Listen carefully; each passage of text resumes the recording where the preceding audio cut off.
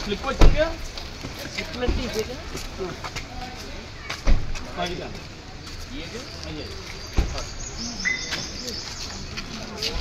Slip दिया क्रांति ఎవరన్నా క్యాన్వాసింగ్ సాయి అన్న నమస్కారం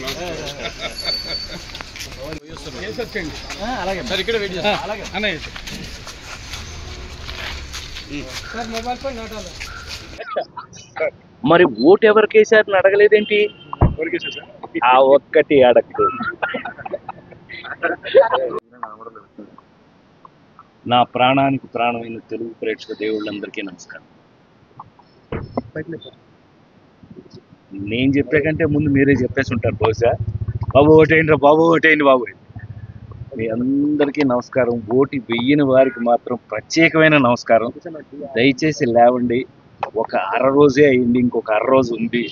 దయచేసి మీరందరూ ప్రతి సంవత్సరం ప్రతిసారి ఎలక్షన్కి చెప్పిందే అదే డైలాగ్ మళ్ళీ చెప్పాల్సి వస్తుంది. దయచేసి రండి, మీ అమూల్యమైన ఓటుని ఉపయోగించండి. ఎందుకంటే అది మన ప్రాథమికమైనటువంటి హక్కు. ఏంటి హక్కు? వాడెవడో గెలిస్తే నాకు హక్కు, చాలా తప్పు. అతను ఎవడో గెలిచేది మన కోసం, అతన్ని గెలిపించేది మనం, అతన్ని సరైన దోవలో పెట్టవలసింది మనం.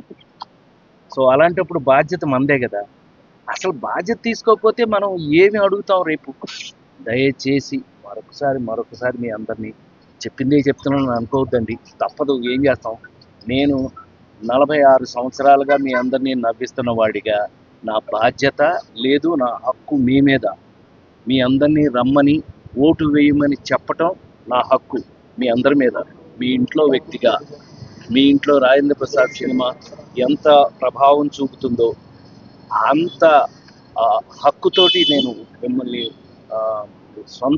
నేను ఇంట్లో ఒక మనిషిగా అడుగుతున్నాను. దయచేసి రండి, మీ బాధ్యత అయినటువంటి ఓటును వెయ్యండి. వేసి మీ బాధ్యతను మీరు నెరవేరిస్తే తర్వాత మీరు అడగవలసిన ప్రశ్న ఎప్పుడైనా వచ్చినప్పుడు అడగటానికి మీకు హక్కు ఉంటుంది. సో ఇంతకంటే నేను చెప్పగలిగింది ఏముంటుంది? నేను వచ్చాను, నేను మా మనవడితో సహా వచ్చాను. అంటే ఏంటంటే వాడికి కూడా ఇది అలవాటు చేయటం అనేది ఒక బాధ్యతగా వాడిని తీసుకొచ్చాను మనవాడిని కూడా.